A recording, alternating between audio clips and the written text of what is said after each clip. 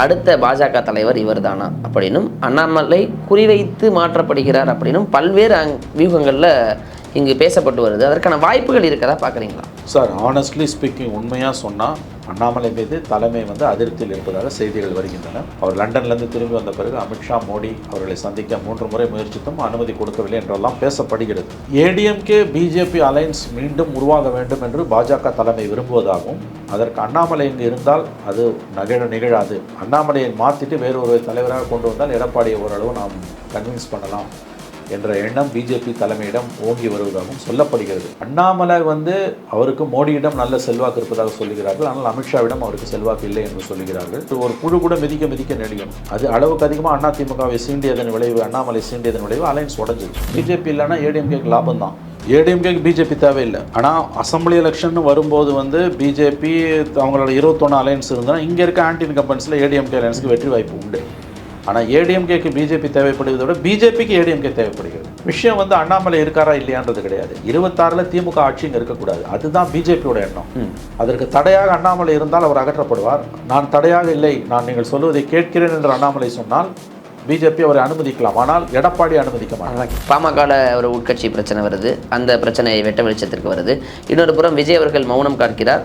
March மாதம் மூலம் தமிழகம் முழுவதும் சுற்றுப்பயணம் மேற்கொள்வதாக முதல் முறையாக போராட்ட காலத்துக்கு அவருடைய கட்சிகள் வந்திருக்காங்க, அரசு செய்யப்பட்டிருக்கு. இந்த விஷயத்தை விஜய் அவர்கள் இன்னும் வீரியமாக கையில் எடுத்துருக்கணும். கண்டிப்பாக எடுத்துக்கணும். அவர் மேனாமணிக்கு அரசியல் பண்ணுகிறார். வீட்டில் ஹாலில் உட்காந்துன்னு அரசியல் பண்ணுறாரு. யாரோ போய் போராடுறாங்க, அவங்கள பிடிச்சி உள்ளே வைக்கும்போது ஸ்டேஷனுக்கு அவர் போயிருக்கணும். புஷியானந்த் அனுப்புகிறாரு. விஜய் போயிருந்தால் விஜய் அரெஸ்ட் பண்ணி வச்சுருப்பாங்களா? பத்தி எரிஞ்சிருக்கும்ல தமிழ்நாட்டில். ஒரு பத்தி எரியுதோ இல்லையோ ஒரு சலசலப்பு வந்திருக்கும்ல, ஒரு ஷேக் இருந்திருக்கும்ல. ஏன் போல? அண்ணா யூனிவர்சிட்டி வாசலில் போய் ஆர்ப்பாட்டம் பண்ணிருக்கோம். ஒரு ஆர்ப்பாட்டத்தை கூட அவர் போகல. ஆனால் விஜய்க்கு இருக்கக்கூடிய ஆதரவு அவரால் தாங்க முடியாத அளவுக்கு அதிகமாக இருக்குது. அவருக்கு எவ்வளோ பலம், யானைக்கு தான் பலம் தெரியாது. அதுதான் அவருக்கு அதை.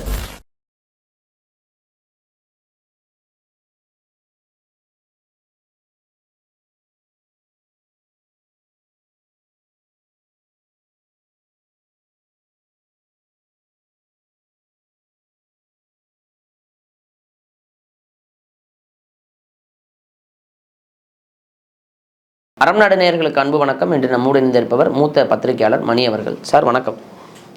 அண்ணாமலை அவர்களுடைய பதவிக்காலம் முடிந்தது, அண்ணாமலை அவர்கள் மாற்றப்படுகிறார் அப்படிங்கிற ஒரு செய்தி உங்களுக்கே தெரியும். அடுத்த பாஜக தலைவர் இவர்தானா அப்படின்னும் அண்ணாமலை குறிவைத்து மாற்றப்படுகிறார் அப்படின்னும் பல்வேறு வியூகங்களில் இங்கு பேசப்பட்டு வருது. அதற்கான வாய்ப்புகள் இருக்கதா பார்க்குறீங்களா? சார், ஆனஸ்ட்லி ஸ்பீக்கிங், உண்மையாக சொன்னால் எனக்கு அது குறித்து அதிகாரப்பூர்வமாக எந்த தகவலும் இல்லை. எல்லாம் செவி வழி வரக்கூடிய ஊர்ஜிதமற்ற அன்கன்ஃபர்ம்டு ரிப்போர்ட்ஸ் தான். அண்ணாமலை மீது தலைமை அதிருப்தியில் இருப்பதாக செய்திகள் வருகின்றன. அவர் லண்டன்லேருந்து திரும்பி வந்த பிறகு அமித்ஷா, மோடி அவர்களை சந்திக்க 3 முறை முயற்சித்தும் அனுமதி கொடுக்கவில்லை என்றெல்லாம் பேசப்படுகிறது. இது எல்லாம் ஹேஷ்யங்கள் தான். என்ன நடக்குதுன்னு நமக்கு தெரியாது. ஏடிஎம்கே பிஜேபி அலையன்ஸ் மீண்டும் உருவாக வேண்டும் என்று பாஜக தலைமை விரும்புவதாகவும், அதற்கு அண்ணாமலை இங்கு இருந்தால் அது நிகழாது, அண்ணாமலையை மாற்றிட்டு வேறொரு தலைவராக கொண்டு வந்தால் எடப்பாடியை ஓரளவு நாம் கன்வின்ஸ் பண்ணலாம் என்ற எண்ணம் பிஜேபி தலைமையிடம் ஓங்கி வருவதாகவும் சொல்லப்படுகிறது. இதெல்லாம் எந்த அளவு உண்மை நமக்கு தெரியாது. அண்ணாமலை அவருக்கு மோடியிடம் நல்ல செல்வாக்கு இருப்பதாக சொல்லுகிறார்கள். ஆனால் அமித்ஷாவிடம் அவருக்கு செல்வாக்கு இல்லை என்று சொல்லுகிறார்கள்.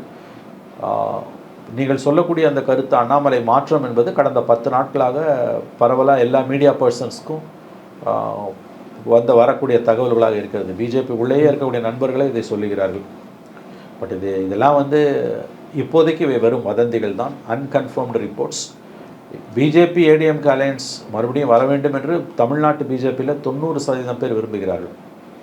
அவர்களுடைய விருப்பத்தின் அடிப்படையில் பார்த்தால் அண்ணாமலை மாற்றத்துக்கான வாய்ப்புகள் இருப்பதாகத்தான் நான் பார்க்கிறேன். மற்றபடி அதை தாண்டி இந்த நேரத்தில் இந்த விஷயத்தில் நம்ம எந்த கருத்தும் சொல்ல முடியாது. நாடாளுமன்ற தேர்தலின் பொழுது பாஜக அதிமுகவோடு கூட்டணி போகலாம், ஏன்னால் ஒரு சில கணிசமான இடங்கள் கிடைச்சால் மத்தியில் நமக்கு ஒரு சேஃபான ஒரு இடம் கிடைக்கும்னு நம்பி போயிருந்தாங்கன்னா ஓகே.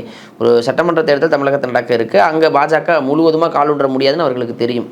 இந்த நேரத்தில் மாற்றுறது பாஜகவுக்கு சாதகமான முடிவாக இருக்கும்னு நினைக்கிறேன். அதுதான், அது அவங்களுக்கு என்ன வேணுன்றதை பொறுத்து. ஏடிஎம்கேவோட அலையன்ஸ் வேணும்னா கண்டிப்பாக அவங்க இதை மாற்றி தான் ஆகணும். ஏன்னா என்ன சொன்னாலும் ஏடிஎம்கேவோட பிஜேபி அலையன்ஸ்க்கு எடப்பாடி ஒத்துக்க மாட்டேன்ட்டார். நல்லா இருந்த அலையன்ஸை உடைச்சது எடப்பாடி, இவர் தான், அண்ணாமலை தான்.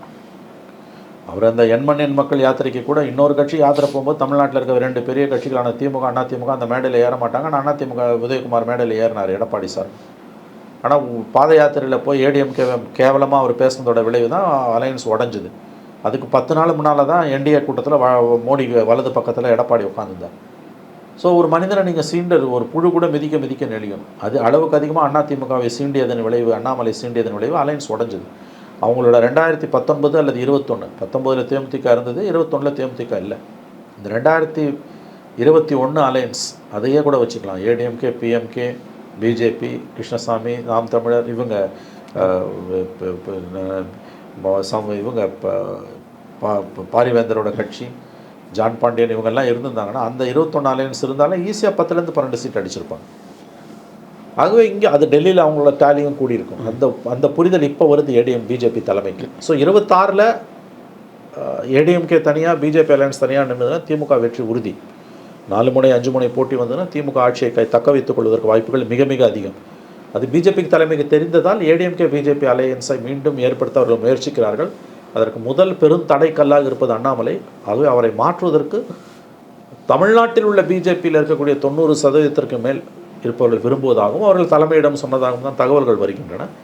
எந்த அளவுக்கு பிஜேபி தலைமை அதை ஒப்புக்கொள்ளும்? ஏனெனில் மோடியின் அதீத நம்பிக்கையை பெற்றவர் அண்ணாமலை. அது எந்த அளவுக்கு இந்த முறை வெற்றி பெறும்னு தெரியல. இந்த தகவல் 10 நாளாக வந்துகிட்டு இருக்குது. பட் இதில் நம்ம கன்ஃபார்ம்டாக அவர் மாற்றப்படுவார் என்றோ மாற்றப்பட மாட்டார் என்றோ சொல்ல முடியாது. ஐ திங்க் டெல்லி எலெக்ஷனுக்குள்ளே ஏதாவது ஒரு கிளியர் பிக்சர் கிடைக்கும்னு சொல்கிறாங்க. பிப்ரவரியில் டெல்லி எலெக்ஷன், அதுக்கு முன்னால் தமிழ்நாட்டில் நிலைமை தெளிவாகிவிடும் என்று தான் தகவல்கள் வருகின்றன. இப்போ இந்த நேரத்தில் பாஜகவிற்கு அதிமுக துணை தேவையில்லை சார், அதிமுகவிற்கு தான் மற்ற கட்சிகளோட துணை தேவைப்படுதுன்னு எடுத்துக்கிறதா? ஏன்னா இது இங்கு இப்போ திமுகவை எதிர்ப்பதற்கு வலுவான கூட்டணி தேவை. அது நிச்சயம் அதிமுக தலைமையின் கீழ் அமைந்தால் தான் அது ஆட்சியை பிடிக்கக்கூடிய கூட்டணியே அமையும். அப்போ யாருக்கு லாபம்? இங்கே இல்லை, தமிழ்நாட்டில் ஏடிஎம்கே இல்லைன்னா, பிஜேபி இல்லைன்னா ஏடிஎம்கேக்கு லாபம் தான். ஏடிஎம்கேக்கு பிஜேபி தேவையில்லை. பிஜேபி இருந்தால் சும்மா தான் மைனாரிட்டிஸ் ஓட்டு வெளியில் போகும். ஆனால் அசம்பிளி எலெக்ஷன் வரும்போது பிஜேபி அவங்களோட 21 அலையன்ஸ் இருந்தால் இங்கே இருக்க ஆன்டி இன்கம்பன்ஸில் ஏடிஎம்கே அலையன்ஸுக்கு வெற்றி வாய்ப்பு உண்டு. ஆனால் ஏடிஎம்கேக்கு பிஜேபி தேவைப்படுவதை விட பிஜேபிக்கு ஏடிஎம்கே தேவைப்படுகிறது. ஏடிஎம்கே இல்லைனா பிஜேபி 0, ஒரு சீட்டு கூட ஜெயிக்க முடியாது அவங்க எவ்வளோ பெரிய கூட்டணியை வச்சாலும். இது அவங்களுக்கு தெரியுது. இன்னொரு முறை திமுக 26ல் தமிழகத்தில் ஆட்சிக்கு வருவதை பிஜேபியோ நரேந்திர மோடியோ ஆர்எஸ்எஸோ ஒருபோதும் அனுமதிக்க மாட்டார்கள். அவர்கள் அதை தடுப்பதற்கு எந்த எல்லைக்கும் போவார்கள், எழுதி வைத்துக் கொள்ளுங்கள். ஆகவே அது அண்ணாமலை தான் இங்கே கூட்டணிக்கு தடை என்றால் அண்ணாமலை அவர்கள் நிச்சயம் மாற்றுவார்கள். இதையும் நீங்கள் கவனத்தில் கொள்ளலாம். அண்ணாமலை தடை என்றால் அவர் சுமூகமாக போறேன்டா, அவர் சுமூகமாக போறேன்னு சொன்னார்னா நல்ல வாய்ப்பு. இது ஒரு நல்ல கேள்வி. அவர் சுமூகமாக போகிறார் என்றால் அவருடைய மாற்றம் நிகழாமல் போகலாம். விஷயம் அண்ணாமலை இருக்காரா இல்லையான்றது கிடையாது. 26ல் திமுக ஆட்சி இங்கே இருக்கக்கூடாது, அதுதான் பிஜேபியோட எண்ணம். அதற்கு தடையாக அண்ணாமலை இருந்தால் அவர் அகற்றப்படுவார். நான் தடையாக இல்லை, நான் நீங்கள் சொல்வதை கேட்கிறேன் என்று அண்ணாமலை சொன்னால் பிஜேபி அவரை அனுமதிக்கலாம். ஆனால் எடப்பாடி அனுமதிக்க மாட்டாங்க. அப்போ எடப்பாடி அனுமதிக்க மாட்டார்னா எடப்பாடியை சமாதானப்படுத்துவதற்கு, அவர் மனதை திருப்திப்படுத்துவதற்கு அண்ணாமலையை பிஜேபி மாற்றுவதை தவிர வேறு வழி கிடையாது. வரக்கூடிய தகவல்கள் 10 நாட்களாக என்னென்னு கேட்டிங்கன்னா ஆனந்தா, அண்ணாமலை மாற்றப்படுவார் என்று தான் தகவல்கள் வருகின்றன. Again this are all strong rumours. அது நடக்கிற வரையும் நம்மளால் உறுதியாக எதுவும் சொல்ல முடியும். அண்ணாமலையை மாற்றுவாங்க அப்படின்னு ஒரு முடிவுக்கும் போக முடியல சார். ஏன்னா மோடியோடு அவரோட பயணிக்கக்கூடிய அளவிற்கு மிக நெருக்கமான நபர். அவரை நம்பினார். ஆனால் அவர் அதிமுகவை பகைத்து கொண்டு வெளியே போனதால் தமிழ்நாட்டில் பிஜேபி 0 ஆச்சு. மறுபடியும் சொல்கிறேன், 21 அலையன்ஸ் இருந்துன்னா ஒரு 10லேருந்து 12 சீட்டு கண்டிப்பாக அதிமுக பாஜக கூட்டணி பாமக கூட்டணி அடிச்சிருக்கும். அதை கெடுத்த பெருமை அண்ணாமலைக்கு தான் சேரும். அது இப்பொழுது பிஜேபி தலைமைக்கு நன்றாக புரிகிறது.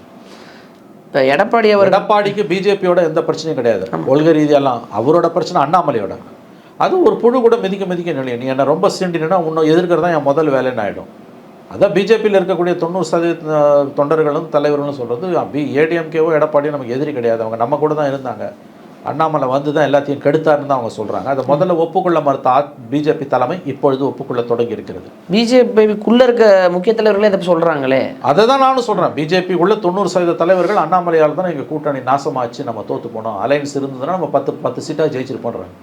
இப்போ அண்ணாமலை மாற்றப்படலாம்ங்கிற ஒரு செய்தி அங்கே இந்த யோசனை வரும்பொழுதே இந்த 90% பெரும்பான்மை இருக்குல்லே, அந்த அண்ணாமலை எதிர்ப்புங்கிறது அந்த குரல்கள் நிச்சயமாக ஒழிக்கும் பொழுது அண்ணாமலை மாற்றப்படுவார். இல்லைங்க, அது நான் எப்படிங்க சொல்ல முடியும்? என் வாயால் அண்ணாமலை மாற்றப்படுவார்னு சொல்லணுன்றீங்க. அதை நான் சொல்ல மாட்டேன், சொல்ல முடியாது, எனக்கு தெரியாது. இப்படி இருக்குங்க, நான் டாட்ஸை தான் காமிக்கிறேன். அது இந்த மாதிரி விஷயங்கள் இன்னொன்று சொல்கிறேன், யாராலையுமே உறுதியாக சொல்ல முடியும். இவ்வளோ நடந்த பிறகு அண்ணாமலை தொடரலாம். ஒரு விஷயம், அண்ணாமலையை குறைச்சி மதிப்பிடாதீங்க. அண்ணாமலைக்கு மோடி கிட்ட நல்ல செல்வாக்கு இருக்குது. அமித்ஷா கிட்ட இன்னமும் மோடி அண்ணாமலையை நம்புகிறார். பிரைம் மினிஸ்டர் அவரோட காரில் ஏற்றிட்டு போனார். திண்டுக்கல்லேருந்து காந்திகிராம் பல்கலைக்கழகத்திலேருந்து மதுரைக்கு போகும்போது பிரதம மந்திரி காரில் யாருமே ஏற முடியாது. எஸ்பிஜி பிரதமரின் பாதுகாவலர்கள் ஒருபோதும் அனுமதிக்க மாட்டார்கள். ஆனால் அதை மீறி பிரதமர் தன்னுடைய கார்லேயே ஏற்றிக்கிட்டு போனார். யாரா? அண்ணாமலை. அந்த அளவுக்கு பிரதமரின் நம்பிக்கையை பெற்றவர். ஆனால் இன்றைக்கி அவருடைய அரசியல் செயல்பாடுகள் பிஜேபிக்கு பெருத்த நஷ்டத்தை கொண்டு வந்திருக்கின்றன என்ற புரிதலும் பிஜேபி தலைமைக்கு வந்திருக்குது.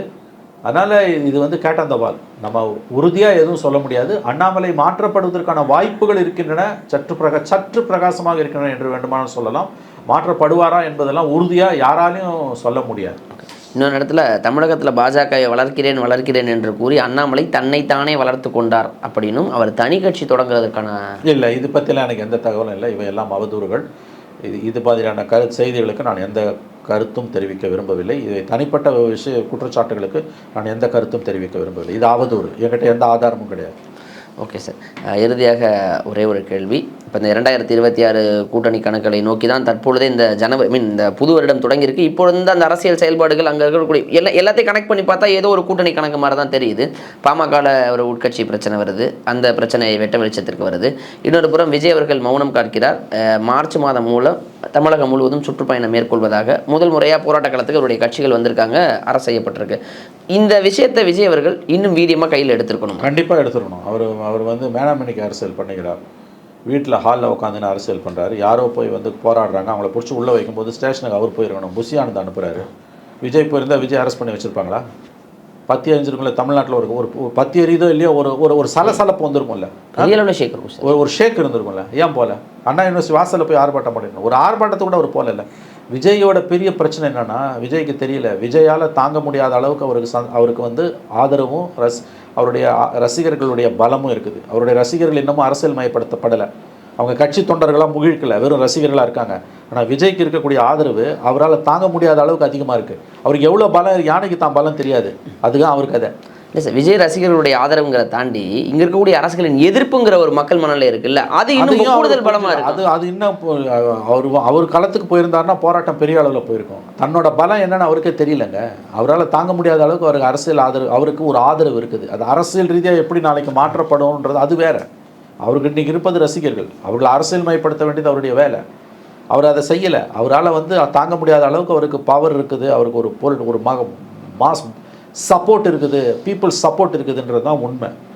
அவர் களத்துக்கு வராமல் வீட்லேயே உட்காந்துக்கின்னு படத்துக்கு மாலை போட்டுன்னு இருந்தாருன்னா, அறிக்கை விட்டுருந்தாருன்னா இது விளங்காது. இது பொலிட்டிக்கலாக இது டேக் ஆஃப் ஆகிறதே கஷ்டம். இந்த வாரத்தில் அனைத்து கட்சியிலும் போராட்ட களத்தில் இறங்கியிருக்கும் பொழுது இவர் போயிட்டு ஆளுநரிடம் மனு கொடுக்குறது இல்லை, அது நல்ல முறை. அதோடு சேர்ந்து போராட்டமும் நடந்திருக்கணும். அது ஒரு நல்ல மெத்தட். அது கவர்னரை பார்த்து பெட்டிஷன் கொடுக்குறது கரெக்டு. பட் கிரவுண்டுக்கும் போயிருக்கணும். கிரவுண்டில் போய் அவர் ஃபைட் பண்ணியிருக்கணும். அவர் களத்துக்கு போகாமல் வேறு எதை பண்ணாலும் சப்ஸ்டியூட் ஆகாது. கவர்னர்கிட்ட போகிறது ஓகே, கவர்னர்கிட்ட போகிறதுன்றது நீ ப்ரொட்டஸ்ட் பண்ணிட்டு போகணும். ஒரு ஆர்ப்பாட்டத்தை நடத்திட்டு கவர்னர்கிட்ட போகணும். பெண்கள் பாதுகாப்பை வலியுறுத்தி ஒரு ஆர்ப்பாட்டம் வள்ளூர் கோட்டத்திலையோ சைதாப்பேட்டையிலையோ அனுமதி கொடுக்க மாட்டாங்க. அனுமதியை மீறி தடையை மீறி கைதாகணும். விடுதலை ஆன பிறகு போய் கவர்னரை பார்க்கணும். இந்த மாதிரி போராட்ட வழிமுறைகள் இருக்கணும். நான் தான் சொல்கிறேன், திரும்ப சொல்கிறேன், கலைஞருடைய வாரிசுகள் அவரிடமிருந்து கற்றுக்கொள்ளவில்லை என்பது துரதிருஷ்டவசமானது. துண்டு பிரசுரம் கொடுத்தவருங்க கலைஞர். நான் இன்னொன்று சொல்லட்டுமா? அடக்குமுறை அதிகமாக இருக்கும் பொழுது, அரசின் அடக்குமுறை அதிகமாக இருக்கும்போது, போலீஸ் எதேச்ச அதிகாரம் அதிகமாக இருக்கும்பொழுது ஒரு எதிர்க்கட்சி எப்படி செயல்பட வேண்டும் என்பதை இன்றைய எதிர்க்கட்சிகள் திமுகவிடமிருந்தும் கலைஞரிடமிருந்தும் கற்றுக்கொள்ள வேண்டும். துண்டு பிரசுரம் வெளியிட்டவனை போச்சு உள்ள எவ்வளோ பெரிய தப்புங்க. அதெல்லாம் முழு சர்வாதிகார பாதையில் அரசு போகுது. அதுதான் பலவீனம். அதுதான் பலவீனம். உங்களுக்கு வர வேண்டிய செய்திகள் உங்கள் காதுக்கு வராது. போலீஸ் வச்சு நீங்கள் அடக்குவீங்க. இதெல்லாம் எப்போ தெரியும்னா 26 தோற்று வீட்டுக்கு போகும்போது தெரியும். சொன்னால் கோபம் வருது அவங்களுக்கு. இன்றைக்கி போராட்டு போகிறான். என்ன இப்போ அமைதி வழியில் தானே வன்முறை இருந்ததுன்னா அது நீங்கள் இரும்புக்காரன் கொண்டு ஒடுக்குங்க. அமைதி வழியில் போராடுறவனை எதுக்கு அரெஸ்ட் பண்ணுறேன்? பிரச்சனைலாம் ஏன் போராட போகிறான்? அப்படி பிரச்சனை வாரத்தில் போராடிட்டு போகிறான். டிராஃபிக் எந்த விதத்துலையும் பிளாக் ஆகாது. நான் என்ன சொல்லுவேன், ஒரு துளி வன்முறை இருந்தால் கூட நீ தூக்கி போட்டு மிதி. கேட்கல, யாருமே கேட்கல. சட்டம் தன் கடமையை செய்யட்டும். சட்டத்தின் நெடுங்கரங்கள் அவர்களை நோக்கி நீளட்டும். அவன் யாராக இருந்தாலும் சட்டத்தை மீறினாலும். அமைதி வழியில் போராடுறவனை ஏன்டா தொடர்றீங்க? அனுமதி மறுக்கிறீங்க. இவங்களாவது போராட்டத்துக்கு வந்தவங்கள சௌமியா அன்புமணியை, பிஜேபி குஷ்புவை, சீமானை கைது பண்ண. அவன் துண்டு பிரசனம் கொடுக்குறாங்க சின்ன பசங்க விஜய் கட்சியில். அவனை பிடிச்சி உள்ளே வைக்கிறானா இது என்ன நாடா சுடுகாடா இது?